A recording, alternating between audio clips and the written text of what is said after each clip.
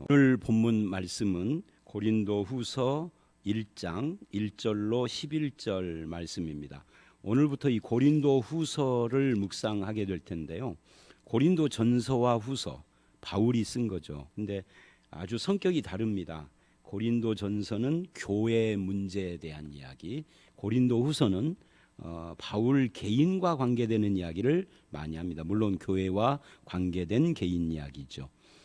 이 고린도후서는 3차 여행 중에 마게도냐에서 썼다라고 알려져 있습니다. 고린도 교회는 바울이 세운 교회예요. 사도행전 18장 1절로 11절에 나오는 말씀이죠. 또 이 고린도 교회에 보낸 편지가 고린도 전후서 말고도 지금 현재는 존재하지 않는 또 다른 편지들이 있다 하는 것을 고린도전서 5장 9절을 보면 알 수가 있습니다. 그러니까 바울은 고린도 교회에 여러 번 서신을 보낸 거예요. 근데 그 후에 글로에라는 사람을 통해서 전에 쓴 편지가 고린도 교인들에게 잘못 받아들여졌다 하는 소식을 듣습니다. 그래서 고린도 전서를 쓴 거예요. 이 디모데 편에 보낸 거죠. 이게 고린도전서 1장, 11, 16장 같은 곳에 나오는 이야기입니다. 그러나 고린도전서의 내용은 교회 문제에 대한 지적들이 참 많아서 고린도 교인들을 근심하게 했습니다. 그래서 이제 그들을 방문하겠다라고 약속을 하는 편지를 쓴 거예요. 그러나 이제 디도가 고린도 교회의 최근 소식을 갖고 온다는 그것이 이제 그 약속이 더디게 이루어집니다. 않아요. 그래서 이제 바울이 마게도냐로 건너가서 기다리는 중에 이제 고린도에 가는 것을 포기하게 된 거죠. 그게 이제 고린도후서 오늘 말씀 다음에 나오는 1장 15절에 나오는 이야기입니다. 그리고 이제 그렇게 하는 중에 디도가 온 겁니다. 올 때 기쁜 소식을 가지고 왔어요. 그게 고린도후서 7장 7절, 14절, 16절에 그 이야기가 나옵니다. 그러니까 요 고린도전서와 후서 사이에 그 미묘한 그런 바울 개인에 대한 사람들의 오해 문제가 있었는데 이제 그 중심에 거짓 선생들의 영향을 받은 것이 있습니다. 그런데 디도가 가지고 온 기쁜 소식이 거짓 선생의 영향을 받고 범죄를 회개하지 않는, 고린도전서에서 범죄 회개하라는 말을 하잖아요. 근데 회개하지 않고 바울을 대적하는 자들을 징계한 소식입니다. 그게 기쁜 소식이죠. 그래서 그 기쁜 소식을 듣고 쓴 편지가 고린도 후서이고, 그래서 세 번째 방문을 준비하기 위한 그런 준비서적인 성격을 가지고 있는 것이 이게 고린도 후서의 성격이다라고 할 수가 있습니다. 고린도 후서 1장부터 9장에는 하나님에 대한 감사의 내용들이 많이 나옵니다. 그 중에 1장부터 7장은 그리스도인의 성격, 그리스도인 사역자의 성격과 영광에 대한 이야기들을 쭉 해요. 그래서 이제 그 중에 오늘 말씀 1절로 11절은 위로의 하나님에 대한 이야기를 하고, 1장 12절서부터 2장 11절은 바울에 대한 오해와 해명 이야기를 하고요. 2장 12절서부터 7장까지는 사도직의 본질에 대한 이야기들을 쭉 나누는 그런 내용들이 나오고, 그래서 7장 2절로 16절에 디도가 와서 기쁜 이야기도 해요. 그리고 마지막으로 8장 9장에는 연보에 대한 이야기를 합니다. 연보의 동기와 축복에 관한 이야기를 하죠. 그리고 10장서부터 마지막 장 13장까지는 이제 두 번째 큰 단원인데 이제 후반부인데 대적하는 자들에 대한 이야기를 합니다. 그들에 대해서 대단히 엄격한 이야기들을 많이 하는 걸로 고린도후서를 마무리를 하죠. 자, 그래서 오늘 우리는 1장부터 9장까지 하나님에 대한 감사로 가득한 이 부분에서 이제 그리스도인의 사역의 성격, 그 중에서도 위로의 하나님에 대한 이야기를 1절로 11절에서 볼 차례입니다. 1, 2절은 인사말입니다. 여기서 바울은 자기와 교회에 대한 자세를 드러냅니다. 즉 자기 자신은 누구냐 할 때 바울은 다른 서신에서도 동일한 이야기를 합니다마는 자기는 하나님의 뜻으로 사도가 됐고, 그리고 다른 사람들은 형제라고 부르며 교회는 하나님의 교회다. 이 세 가지. 나는 하나님의 뜻으로 사도가 됐고, 다른 사람은 형제고, 교회는 하나님의 것이다. 하나님의 교회다. 이 세 가지를 강조를 해요. 사실 바울은 고린도 교회로부터 사도직의 의심을 받고 있는 중이었습니다. 그런데도 이 바울은 주변 사람들과 환경 때문에 우왕좌왕 흔들리지 않아요. 남들이 나를 사도로 인정하느냐 안 하느냐 이것 때문에 흔들리지 않았습니다. 그리고 나는 하나님의 뜻으로 됐다라고 하는 그런 분명한 확신을 가지고 있는 거죠. 오늘날 목회자나 또는 교회에서 여러 가지로 일하고 봉사하고 섬기는 분들이 이런 태도를 좀 가질 필요가 있습니다. 왜냐하면 까딱하면 앞에서 일하는 사람들은 뒤에서 흠집을 내고 말을 물어내는 사람들에 의해서 흔들리는 경우가 있어요. 그거는 하나님의 부름받은 사람들의 적당한 모습은 아니에요. 우리가 잘못한 것이 있으면 회개도 하고 고치고 해야 되지만 근거 없이 당하는 비방이나 억울한 그런 비방 앞에는 흔들릴 필요가 없습니다. 왜? 나를 부르신 분이 하나님이다. 바울의 장점 중에 하나는 뭐냐면 그렇게 비방하는 사람들이 있어도 그들을 기꺼이 성도라고 부르고 있다 하는 것이 또한 장점이기도 합니다. 그래서 나는 하나님의 시각보다 내 감정, 내 판단, 주위의 평가 이런 것을 따라서 행동하지 않는 거죠. 바울은. 그래서 좌절, 낙심 이런 것에 빠지지 않습니다. 하나님의 뜻과 하나님의 눈으로 나와 상대방을 보니까요. 또 내 현실과 내 위치에 대해서 감사하는 삶을 삽니다. 근데 이렇게 되지 않으면 감사하지 못하고 남의 비난에 흔들리고 나도 마주해서 대항해서 싸우고 이렇게 될 거 아니겠습니까? 근데 하나님의 뜻으로 말미암아 되었다는 하나님의 시각을 상실하지 않는 거죠. 하나님의 뜻 안에 있는 나를 보고 타인을 보고 교회를 본다. 그래서 그런 그 시각 속에서 은혜와 평강을 빌어주고 있다. 이렇게 1, 2절을 정리할 수가 있습니다. 우리의 교회와 성도와 자신에 대한 태도를 점검하도록 하는 그런 말씀이라고 할 수 있죠. 그런 다음에 3, 4절을 보면 하나님을 찬송합니다. 네, 하나님을 찬송하는 이유가 분명해요. 그것은 위로라는 말로 요약을 할 수가 있습니다. 여기에서 위로라는 말이 10번이나 반복해서 나타납니다. 그리고 그 위로라는 말에는 보혜사라는 뜻이 담겨져 있습니다. 그러니까 이것은 보혜사가 파라클레토스잖아요. 위로는 파라클레시스예요. 그러니까 이게 무슨 말이냐면 위로는 성령의 사역이다 하는 거죠. 보혜사의 사역이다. 그래서 본문에는 삼위일체 하나님이 다 등장을 합니다. 성부 하나님은 자비의 아버지, 모든 위로의 하나님이십니다. 그리고 우리가 그런 하나님의 성품에서 소망을 갖고 찬송할 수가 있는 까닭은 그분이 우리 주 예수 그리스도의 하나님이시기 때문이다 하고 하나님과 예수 그리스도를 연결을 했어요. 그래서 우리가 찬송하고 소망을 갖는다는 거죠. 그러므로 하나님은 우리 주 예수 안에서 우리에게 위로의 하나님이 되고 자비의 아버지가 되시는 거죠. 그렇게 나를 만나 주시는 거죠. 그리고 그런 내가 하나님께 받은 위로로 또 다른 사람을 위로하는 성령의 사역을 한다는 거예요. 그래서 4절을 보면 바울은 이렇게 말을 합니다. 우리의 모든 환난 중에서 우리를 위로하사. 하나님이 내가 평안할 때 위로하는 분이 아니라 환난 중에 위로하는 분이다. 이게 참 중요해요. 네, 전에도 여러 번 그런 말을 했는데 사람들이 거꾸로 하죠. 평안할 때 하나님의 위로를 이야기를 하고 예수를 잘 믿어. 근데 환난이나 어려움을 당하면 오히려 하나님의 위로를 그 통로를 끊어버려 스스로. 예배도 안 오고 신앙생활이 흔들려 버려요.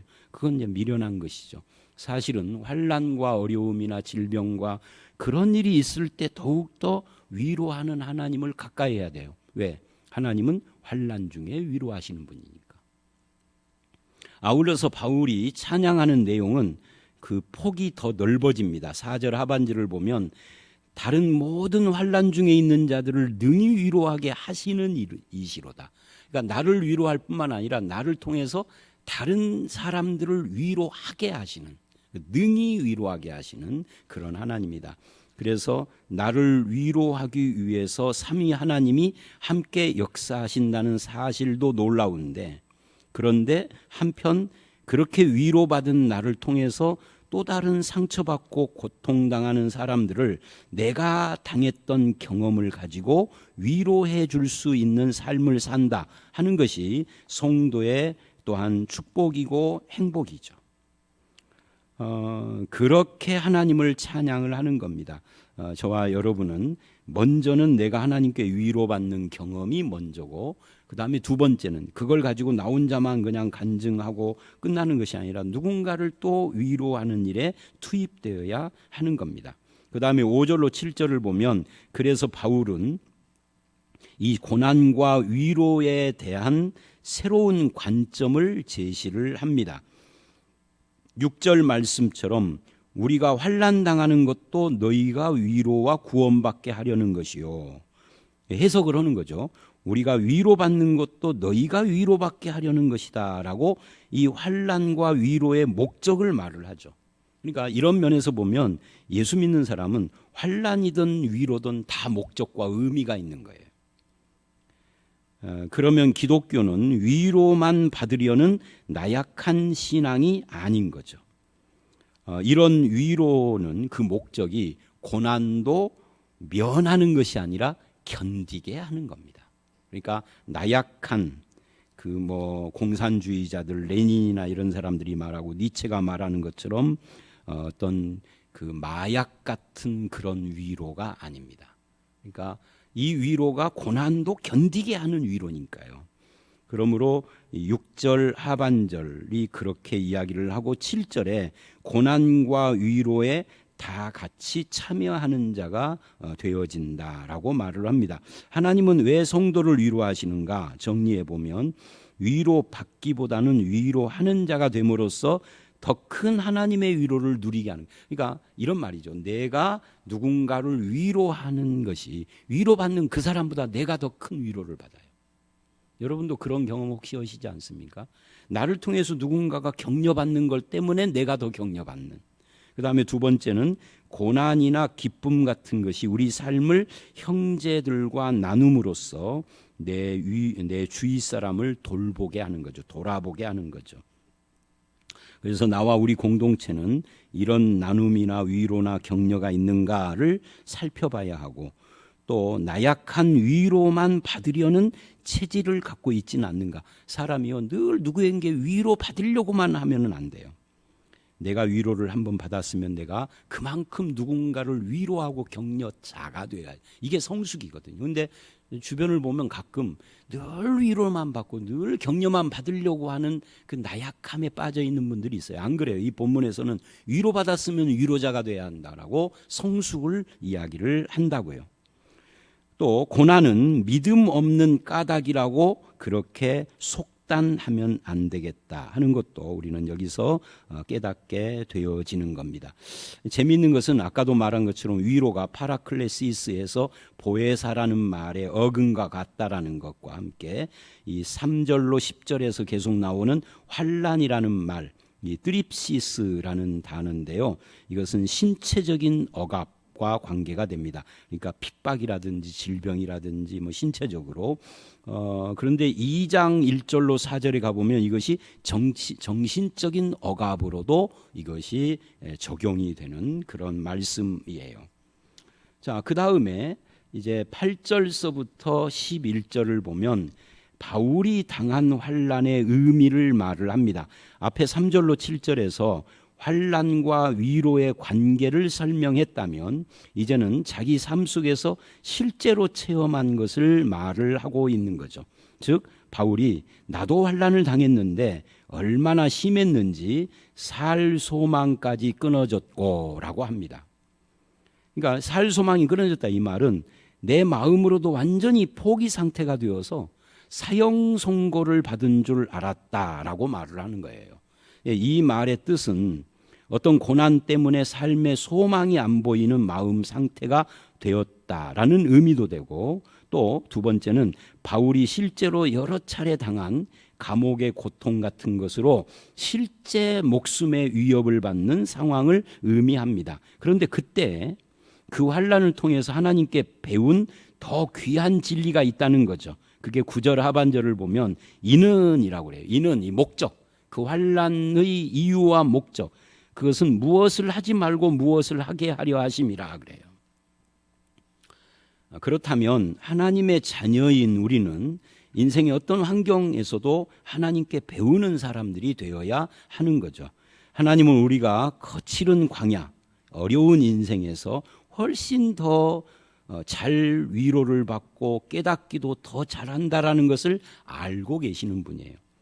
그래서 하나님 왜 나를 광야로 인도하십니까? 라고 하나님께 실망하고 의문을 던지기보다는 하나님께로부터 배워야 하는 거죠. 배우려면 호세아가 말한 것처럼 마음이 부드러워져야 하는 겁니다. 무엇을 배워야 할까요? 힘없는 인생을 의지하지 않고 하나님을 의지해야 한다. 이거를 배우는 거죠. 또 왜냐하면 인생의 최대의 적은 죽음인데 하나님은 죽은 자를 다시 살리시는 하나님이라는 거예요. 그러므로 인생의 모든 고난 중에서 가장 큰 것이 죽음인데 하나님을 의지하는 사람에게는 고난과 죽음도 두려울 것이 못 된다는 겁니다. 이게 8절로 11절이 하는 말이에요. 그래서 오늘 내가 두려워하는 일이나 내가 두려워하는 사람들이 있는가를 살펴보시고 믿음으로 살고자 하는데 자꾸 어려움이 생기고 있지는 않는지를 살펴보고 오히려 그때 감사의 기회로 삼아야 합니다.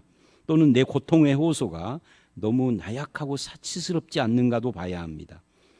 10절을 보시면 사도 바울이 건짐이라는 단어를 사용하는 횟수나 용법을 잘 관찰해 보십시오.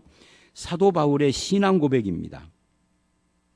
이 바울은 하나님의 구원과 도우심을 세 가지 시제로 표현을 해요. 과거 시제로 건지셨고 그래요. 그리고 현재 시제로 또 건지실 것이며 그럽니다. 이 건지실 것이며라는 우리나라 이 번역이 마치 미래 시제처럼 보이지만 이게 현재 시제예요. 그리고 미래 시제로 이후에도 건지시기를 바라노라. 그래서 과거, 현재, 미래를 다 여기다 포함을 시킨 겁니다. 하나님의 건지심은 과거의 한 번의 경험이 아니라 과거도 그랬고 현재도 건지시고 미래도 건지실 것이라는 거죠. 그래서 하나님께서 내 모든 환난에서 이미 나를 건지셨음을 고백해 보셔야 합니다. 그렇게 나의 과거의 삶의 문제를 정리하는 거죠. 그러면 현재가 확실하고 미래가 보이는 거예요. 근데 과거를 하나님이 건지셨다는 시각으로 해석을 못하는 사람은, 정리를 못하는 사람은 현재 하나님이 나를 건지시는 걸 못 봐요. 미래도 못 보는 거죠. 소망이 없는 거예요. 이것이 하나님께서 구약에 과거의 사건인 홍해와 유월절 사건을 구약시대에 계속 반복적으로 이스라엘에게 상기시키는 이유예요. 그 과거를 정리를 그렇게 하면은 지금이 보이고 미래가 열린다는 거죠. 그런 의미에서 이 구약의 홍해 유월절 사건은 신약에서는 십자가와 부활인데 이것이 과거적인 것이 아니라 이게 현재 우리의 삶을 이해하는 기초가 되고 미래를 바라보는 소망의 보장이 되어야 한다라는 겁니다. 이것이 신자고 이게 복음적인 삶이죠. 그래서 이제 11절에 결론을 내립니다. 너희도 도우라 그래요. 너희도 우리를 위하여 간구함으로 도우라. 뭘로 도우냐? 돈으로 돕고 이런 것이 아니라 고린도 교회에서는 거짓 선지자들의 선동 때문에 바울이 너희들의 돈을 바라고 교회를 설립했고 이렇게 방문을 하려고 한다라고 뒤에서 사람들을 선동을 했어요. 근데 바울은 지금 나를 도와라. 뭘로? 돈이 아니라 간구함으로 도와라 그래요. 서로 위해서 기도가 필요하다라는 거죠. 이는 우리가 많은 사람의 기도로 얻은 은사로 말미암아 많은 사람이 우리를 위하여 감사하게 하려 함이라. 나를 통하여서 사람들이 감사의 사람이 되게 하려고 한다. 다른 사람과 내 문제를 나누거나 타인의 문제를 들어주고 기도하는 일에 관심을 갖는 것이 필요하다 하는 것을 우리는 이 본문에서 보게 되어집니다. 자, 오늘 말씀 여기까지인데 오늘 말씀에서 두드러진 부분이 위로와 환난입니다. 환난 중에 위로하는 삶. 이 환난 중에 위로를 함으로써 위로를 받음으로써 누군가를 위로할 때 하나님의 위로와 격려의 역사가 나를 통하여서 사람들에게 흘러가게 되어집니다. 그리고 우리의 관점의 변화. 환난당하는 것도 위로와 구원을 위한 것이고 위로받는 것도 너희 위로를 위한 것이다. 그러니까 내가 받는 환난과 위로가 다 누군가를 위한 도움이 된다라는 시각으로 바라보고 있다라는 거, 우리에게는 상당히 새로운 시각이라고 말을 할 수가 있습니다. 그런 의미에서 저와 여러분이 하나님을 의지하고 모든 자비와 위로의 하나님께 위로받을 뿐만 아니라 내가 받는 위로로 끝내지 말고 이것이 다른데 흘러가는 일로 쓰임받는 저와 여러분들이 되시기를 주의 이름으로 축원합니다. 함께 기도하겠습니다. 하나님, 오늘 본문에서 사도 바울은 자기를 하나님의 뜻으로 된 자요, 또 다른 성도들을 형제며 교회는 내 것이 아니라 하나님의 교회라고 하는 것을 봤습니다. 이런 은혜가 넘치는 교회를 우리가 이루어가게 하시고 나 자신도 스스로를 하나님의 뜻 가운데서 바라보게 하여 주시옵소서. 또한 우리가 환난받는 것도 너희를 위한 거고 위로받는 것도 너희 위로를 위한 것이다라고 말하며 모든 위로와 자비의 하나님 아버지를 말씀하는 바울처럼 우리가 환난이든 위로든 흔들리지 않고 하나님만을 의지하는 삶을 살게 하여 주시옵소서. 그래서 우리의 소망도 견고하고 우리를 통하여서 다른 사람들의 소망도 견고하게 만들어가는 그런 성도로 살게 해 주시옵소서. 우리를 십자가에서 건지셨고 지금도 건지시며 앞으로도 계속해서 건지실 주님을 바라보는 삶을 살게 하기를 간절히 바라오며 예수님 이름으로 기도드렸사옵나이다. 아멘.